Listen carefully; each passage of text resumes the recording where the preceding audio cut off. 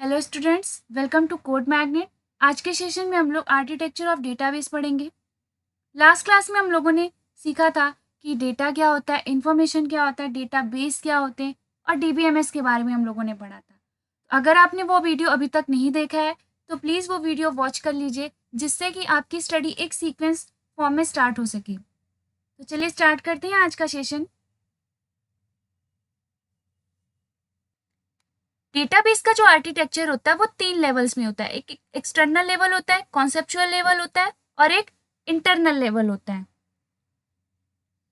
Conceptual level को ही logical level भी बोलते हैं।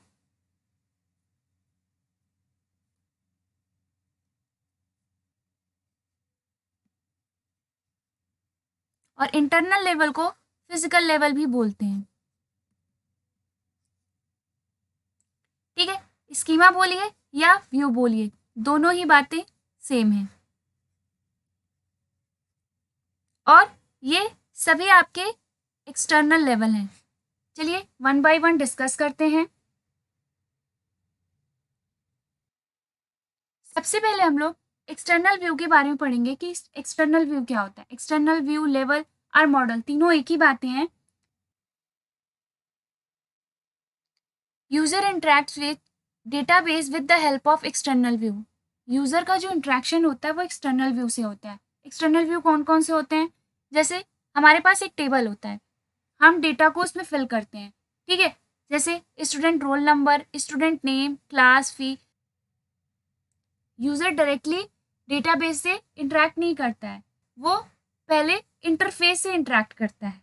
ठीक है, तो जो इंटरफेस होता है वही आपका एक्सटर्नल व्यू होता है। ठीक है, नेक्स्ट है logical view, level or model. Logical view works on what data is stored inside the database. Logical view किस टाइप का डेटा और क्या डेटा स्टोर हुआ है डेटाबेस में, ठीक है, इस बात पर वर्क करता है। एक्सटर्नल व्यू और लॉजिकल व्यू को एक एग्जाम्पल की हेल्प से समझते हैं। सपोज करिए एक स्कूल है जहाँ पर 2 डेटाबेस हैं, एक रजिस्ट्रेशन का है और एक फी का है। अब जो रजिस्ट्रेशन का डेटाबेस होगा वहाँ पर फी डिटेल की कोई इंफॉर्मेशन नहीं स्टोर होगी, सिर्फ रजिस्ट्रेशन की ही डिटेल स्टोर होगी। और जो फी का डेटाबेस होगा वहाँ पर सिर्फ फी की ही डिटेल स्टोर होगी, रजिस्ट्रेशन की डिटेल्स नहीं मतलब स्टोर नहीं होगी। ठीक है, तो अगर हमें अगर स्टूडेंट को रजिस्ट्रेशन करना होगा तो वो रजिस्ट्रेशन के इंटरफेस से इंटरेक्ट करेगा, और अगर फी सबमिट करना होगा तो स्टूडेंट फी के इंटरफेस से कम्युनिकेट करेगा। मतलब कहने का है ये दोनों इंटरफेसेस एक दूसरे से नहीं कोऑर्डिनेट करेंगे। अगर हमें रजिस्ट्रेशन करना होगा तो रजिस्ट्रेशन के इंटरफेस से कांटेक्ट करेंगे, और अगर हमें फ़ी सबमिट करनी होगी तो फ़ी के इंटरफेस से कांटेक्ट करेंगे। तो ये एक्सटर्नल व्यू का एग्जाम्पल है जहाँ पर यूज़र अपनी नीड के अकॉर्डिंग अपने इंटरफेस से इंटरेक्ट कर रहा है। लेकिन एक डेटाबेस भी होगा स्कूल के पास जहाँ पर एक टेबल में ही स्टूडेंट की रजिस्ट्रेशन और फी डिटेल दोनों ही स्टोर होगी। तो ये एक कंप्लीट स्ट्रक्चर रिप्रेजेंट कर रहा है जहाँ पर सारी डेटा क्या होगी, स्टोर होगी, मतलब रजिस्ट्रेशन की भी और फी की। तो ये क्या होगा आपका लॉजिकल व्यू। ठीक है, आई होप आपको ये दोनों टॉपिक समझ में आ गए होंगे कि एक्सटर्नल व्यू क्या होता है और लॉजिकल व्यू क्या होता है। Internal view works on how data is stored inside database. Internal view इस बात पे वर्क करता है कि कैसे आपका डेटा डेटाबेस के अंदर स्टोर होगा। जैसे इंक्रिप्शन डिक्रिप्शन टेक्निक हो गई, कंप्रेशन टेक्निक हो गई, कन्वर्जन टेक्निक हो गई। ठीक है, ये जो है कि ये इंश्योर करता है कि कैसे आपका डेटा डेटाबेस में इंस्टोर होगा।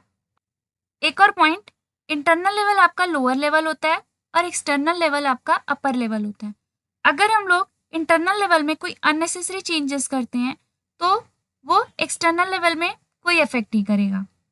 लाइक अगर हम कंप्रेशन टेक्निक या फिर इंक्रिप्शन या डिक्रिप्शन टेक्निक में कोई चेंजेस कर रहे हैं तो यूज़र के डेटा में तो कोई चेंजेस नहीं आएगा ना।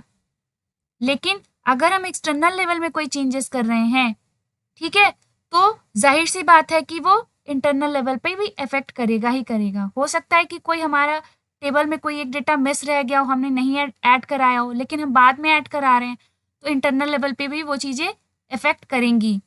लेकिन इंटरनल लेवल में अगर हम टेबल में कोई मॉडिफिकेशन कर रहे हैं, लाइक टेबल में कोई एक्स्ट्रा कॉलम ऐड करा रहे हैं या रिमूव कर रहे हैं, तो वो वहाँ पर एक्सटर्नल लेवल पे भी इफेक्ट करेगा। तो तभी मैंने यहाँ पर कहा है कि अगर इंटरनल लेवल पे अननेसेसरी चेंज कर रहे हैं तो वो एक्सटर्नल लेवल पर इफेक्ट नहीं करेगा। ठीक है।